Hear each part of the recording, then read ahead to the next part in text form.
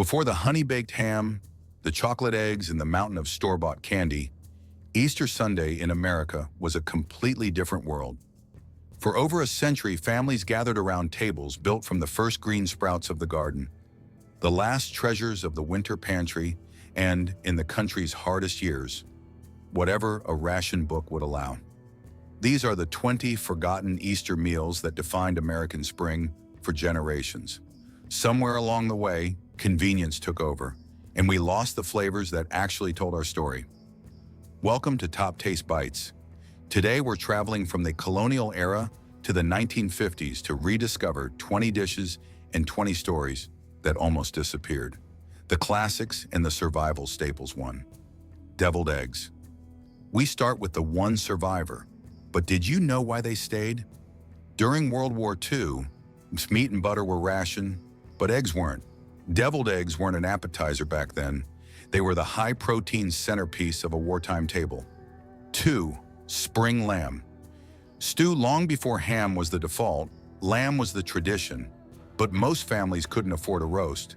They bought the shoulder or neck and slow-cooked it with winter root vegetables like parsnips and turnips. By the time church was out, the whole house smelled like Easter. 3. Hot cross buns.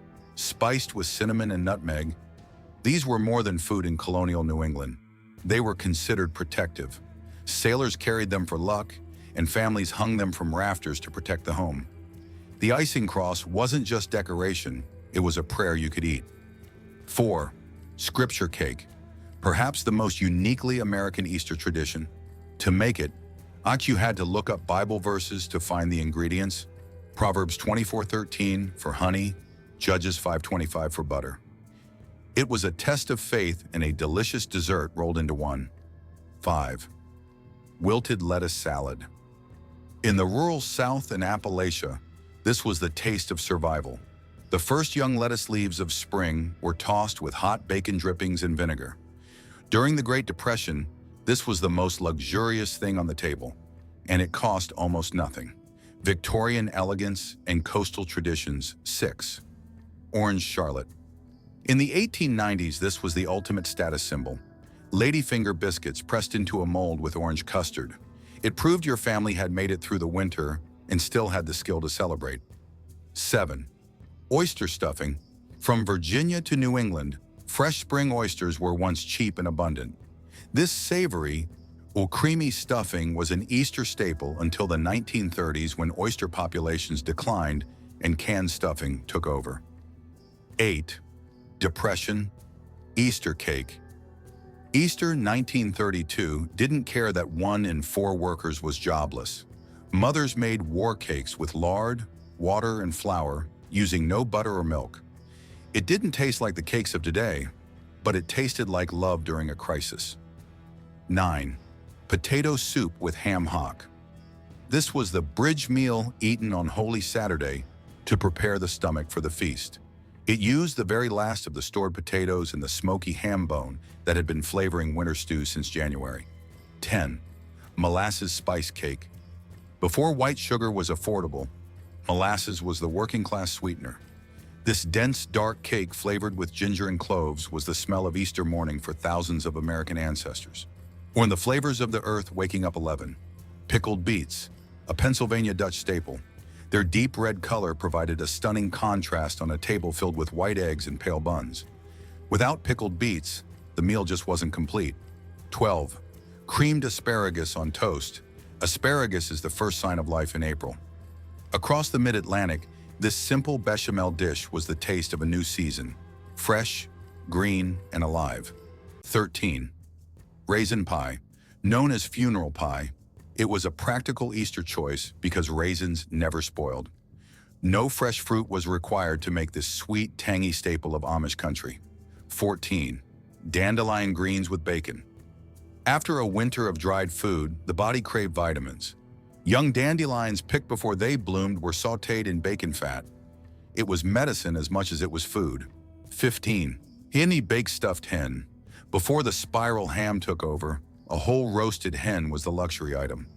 Roasting a chicken meant the day was truly special, as those birds were usually kept for their eggs. The lost sweets and symbols. 16. Vinegar pie. Before lemons were shippable, vinegar provided the tang in desserts. This custard-like pie was a bright, complex staple of the pioneer pantry that has almost vanished today. 17. Salt cod cakes. For Catholic communities on Good Friday, meat was forbidden. Salt cod, soaked overnight and fried into cakes with mashed potatoes, was the most important meatless meal of the year. This dish was a masterpiece of pantry management. By drying and salting the fish, families could keep high-quality protein in their cellars for months. On the day of the fast, these cakes were pan-fried in cast iron until the edges were golden brown and crispy, providing a hearty, savory transition into the weekend. It was a humble meal that linked the fishing villages of New England to the parishes of the Midwest. 18. Maple sugar candy. In New England, Easter and sugaring season hit at the same time. These lamb and egg-shaped candies were the original Easter treats long before chocolate bunnies existed. This was the first harvest of the year. As the snow began to melt, the sap would run, and families would boil it down into a thick golden syrup before pouring it into intricate molds. For a 19th century child, biting into a piece of pure, crystalline maple sugar was a rare and sacred indulgence, a sweet reward for enduring a long, bitter winter. 19. Rhubarb preserves. One of the earliest plants to emerge, rhubarb was cooked into tart, bright red jams and spread on hot cross buns. It was the zing that woke up the winter palate. Because it arrived before the strawberries and peaches, rhubarb was often called the pie plant. Its bracing acidity was exactly what the body needed after months of heavy, bland storage crops. When simmered with just enough sugar to balance the bite, it created a vibrant, ruby red preserve that looked like liquid spring on a piece of toasted bread. 20. The lamb cake. We end with the most iconic lost symbol. Baked in cast iron molds and covered in coconut wool, this cake was the centerpiece for Eastern European and Catholic families. It represented the Lamb of God and the renewal of spring. These cakes were an engineering feat. Getting the heavy batter to bake evenly in a two-part standing mold without the neck breaking off required incredible patience. Once cooled, they were frosted with thick buttercream and given tiny raisin eyes, often sitting on a nest of green-dyed coconut. It wasn't just a dessert, it was a sacred piece of edible art that sat at the head of the table. These 20 dishes didn't disappear because they were bad. They disappeared because we got busy and convenience took over.